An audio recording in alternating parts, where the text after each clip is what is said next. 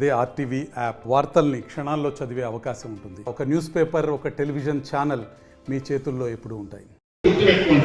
మనం నమ్మిన జత, నమ్మిన పార్టీ, మనం దాన్ని మోస్తూ ప్రతి ఇంట్లో నలుగురు వ్యవసాయం బాగా చేస్తాడు, ఓడేమో తాగుతూ ఉంటాడు, ఓడేమో రోడ్డు మీద టీ దాకంటే కూర్చున్నాడు, ఇంట్లో పని చేయడు, ఓడేమో ఇంట్లో టీవీ చూసుకుంటూ కూర్చుంటాడు. కానీ కన్నతండ్రి లాంటి వాళ్ళు మొత్తం అందరినీ సమానం చేస్తూ, అందరినీ వాళ్ళు సమన్వయం చేస్తూ ముందుకు పోవాలి. కానీ నువ్వు తాగుతూ రాకుండా నీ బాగా తీసుకోవడం మొత్తం అనుకుంటాడు ప్యాకెట్ టైప్. ఇప్పుడు నాలుగు ఎగిరేది మాట్లాడుతున్నావు వాళ్ళు ఒప్పుకుంటున్నప్పుడు, లేకపోతే నందవరం అనసూయమ్మ ఎద్దుల వంటి కట్టుకొని ఆ నది కూడా దగ్గర వస్తే భోజనాలు చేసే పరిస్థితి. మేము సెక్రటరీకి వెళ్తే ఏ ప్రభుత్వం ఉన్నా కూడా మోహన్ రెడ్డి గారు పని అనేది అంత జరిగి ఎమ్మెల్యేలు నాన్న ఏమైనా చేయాలి, ఎమ్మెల్యేలకు ఎట్లన్నా చేయాలి అంటే ఆయన మనస్తత్వం పిల్లోడి మనస్తత్వం. ఆయనకి ఏదన్నా కూడా బాధన్నా కూడా మన గబగబని 4 మాటలు అంటాడు, తర్వాత వెంటనే పిలుచుకొని మళ్ళీ వెంటనే చేస్తాడు. కాబట్టి ఆయన గెలుపుకు, పివి మోహన్ రెడ్డి గెలుపుకు 2 కారణాలు. ఒకటేమో ఆయన చేసే అభివృద్ధి, రెండోది కల్లా కప్పడం లేకుండా మాట్లాడే మనిషి. రాజకీయంగా ఓట్లు అటెండ్ అయినా కూడా మరి మా ఇంటికి వచ్చి మా అమ్మతో కూర్చొని టిఫిన్ చేసిపోతాడు. ఈరోజు ఆ పరిస్థితి ఉంది రాజకీయాలు. ఎవరికైనా ఉందా? వేరే పార్టీలో పోయి నాయకులను టిఫిన్ చేయగలిసే పరిస్థితి, టిఫిన్ వచ్చే పరిస్థితి ఉందా? మనం వాదించుకునే పరిస్థితి. కానీ భీమోహన్ రెడ్డి వస్తుంటే రానైనా కూర్చో బాగుండు అని చెప్పే పరిస్థితి అది.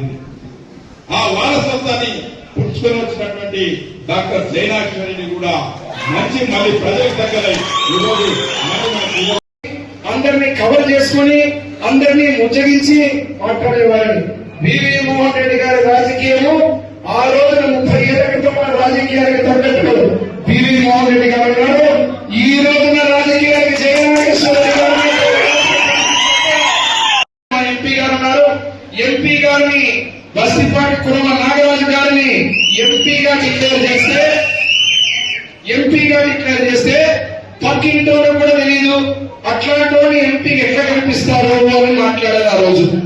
మరి నన్ను జయనాగేశ్వరం ఏమన్నారు? డబ్బులే లేవు.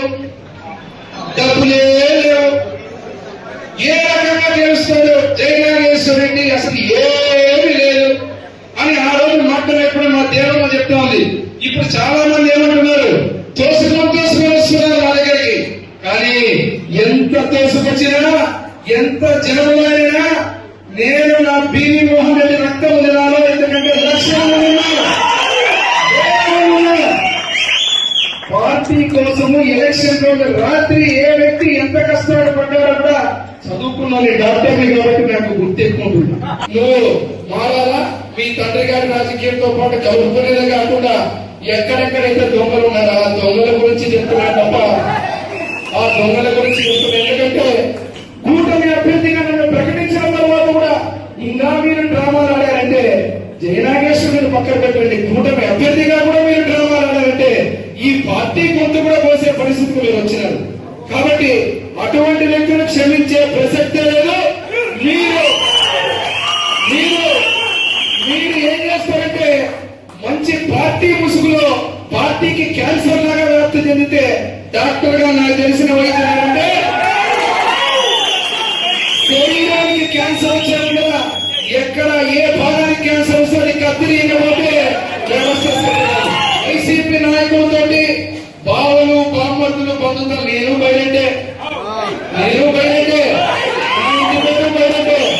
కానీ 83 నుంచి పార్టీ పెట్టినప్పటి నుంచి నందమూరి తారక రామారావు గారు దేవుడుగా, నారా చంద్రబాబు నాయుడు గారు దేవుడుగా, లోకేష్ బాబు గారు దేవుడుగా, పసుపు రక్తం తప్ప ఈ శరీరంలో కానీ మా ముందు మా తండ్రి గారు మరణించిన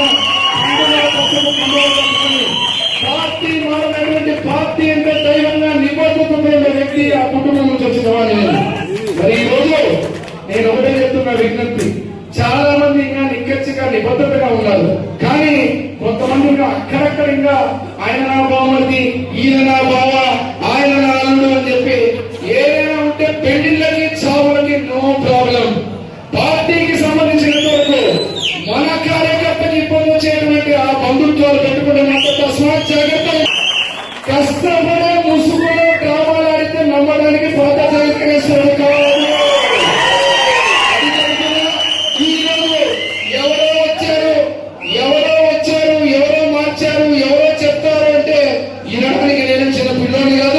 మరిన్ని వీడియోస్ కోసం ఛానల్ ని సబ్స్క్రైబ్ చేయండి, లేటెస్ట్ అప్డేట్స్ కోసం వాట్సాప్ ఛానల్ ని ఫాలో చేయండి అండ్ లింక్ డిస్క్రిప్షన్ లో ఉంది.